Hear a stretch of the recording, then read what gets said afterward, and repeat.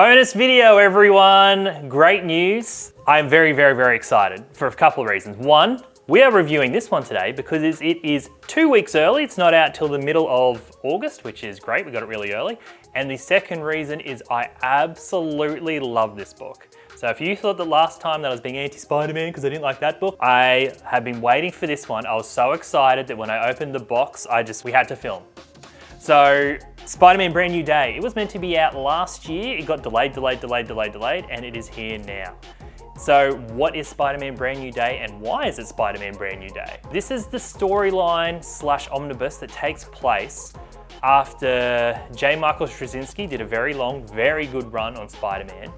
Marvel decided to reboot the title creatively with a series of different creative teams and bring the comic out once a week.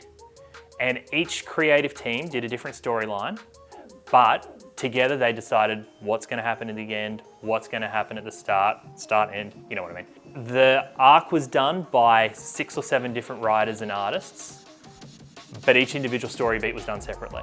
So we get reintroduced into Spider-Man, Peter Parker being single after being married to Mary Jane for like decades. We get to see a brand new slew, like lots of new villains, and we get to see it all done by an all-star creative team of both artists and of writers.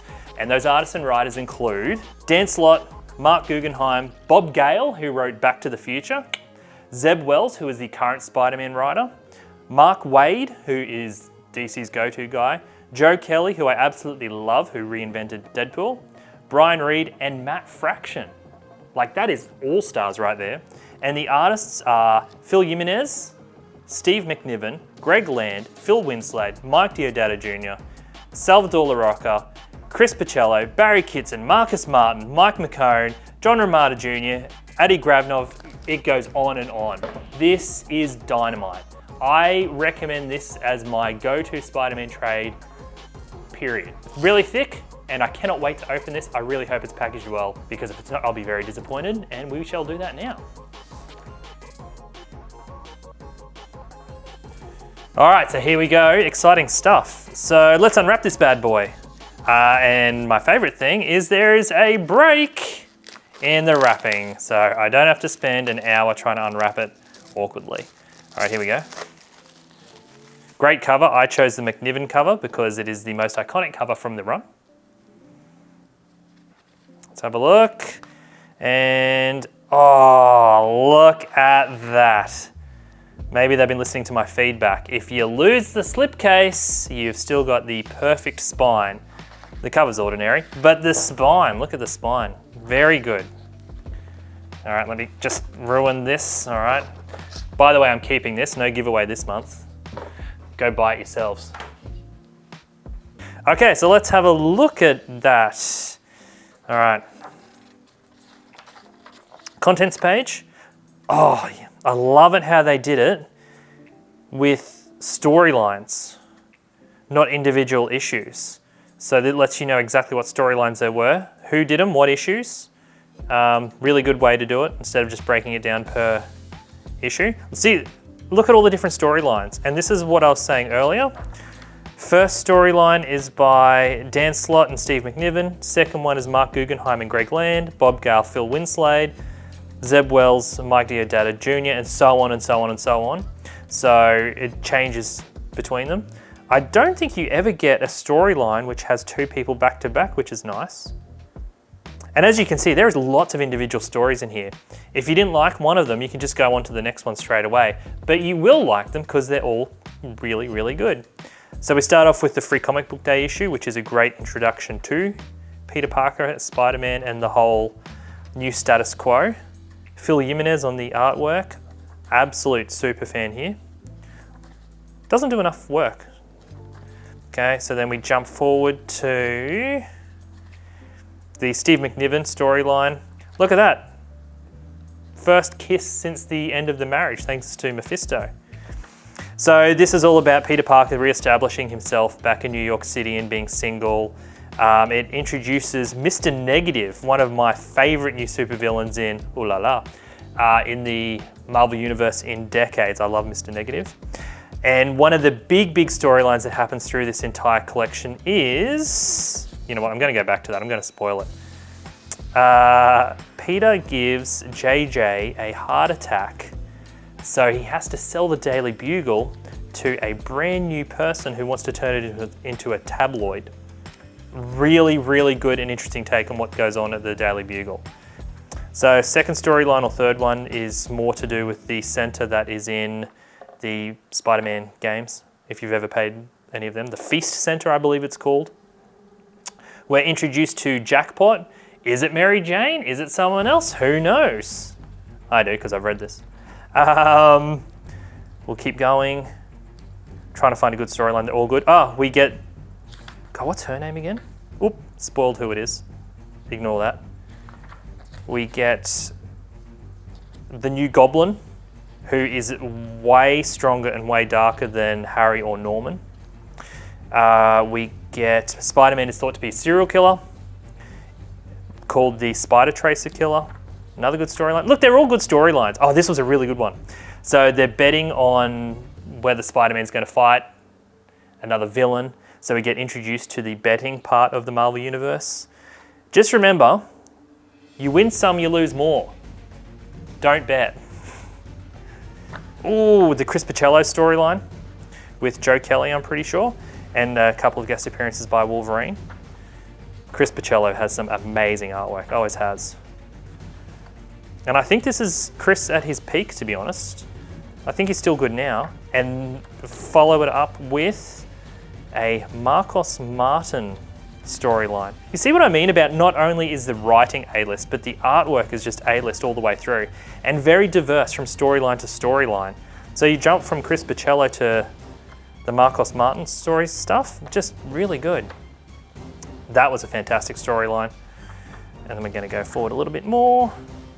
It's kind of a difficult book to flip through just because each flip is a brand new storyline. And I could talk about that storyline as much as I talked about the one before it. So it's best just to show you the book, I reckon. This was excellent. This is the introduction of the female Kraven the Hunter. Kraven's First Hunt by Mark Guggenheim and Phil Jimenez.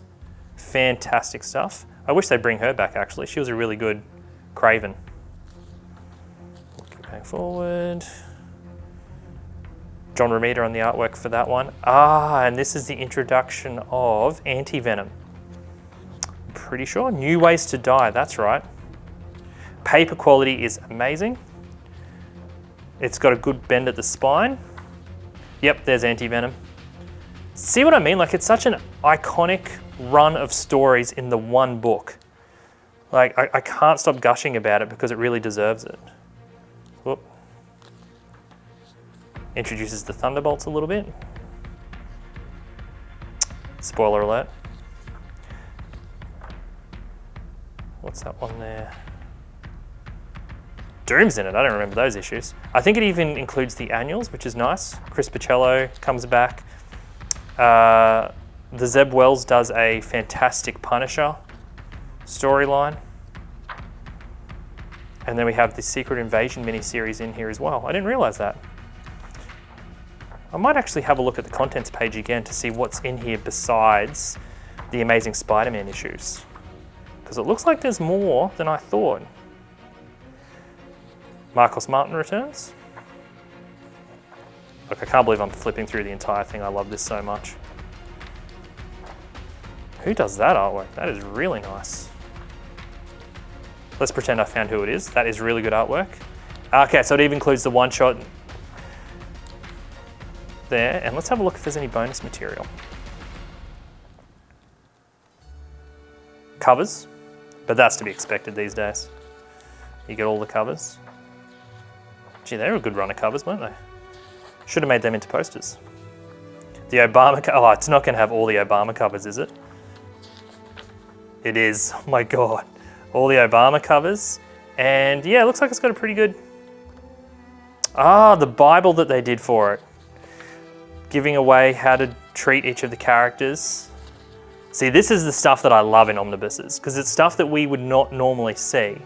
But if that's what the creators got to make sure that the storylines all link together, that is such a good idea. You even get a map of the Parker household. That is so cool. the new Daily Bugle. See how they call it the DB. And then we have a bit of a script. Fantastic, I can't recommend this enough. I was a bit worried that it might not live up to my hype, but that is a fantastic book. Oh, it's even got a Wizard magazine article in here. Amazing.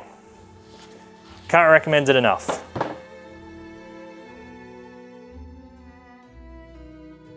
So there you have it, folks.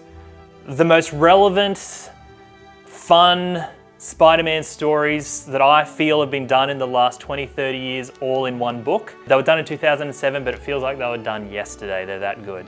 The creative team is still around today. So I've been gushing about this for how many minutes now. Buy it, buy volume 2. It all leads up to Superior Spider-Man. I can't recommend it enough. It was about $158 if you pre-ordered it over at comicsetcdirect.com.au, but it's too late for that, obviously, because it's in my hands. You can get it on comicsetcetera.com for $215, and it is still value for money because you are getting a lot of comics in there for that price, and all of them are top-notch. So that's our bonus video. I hope you guys have liked it. Catch us on the socials, and we'll see you for our proper videos next time.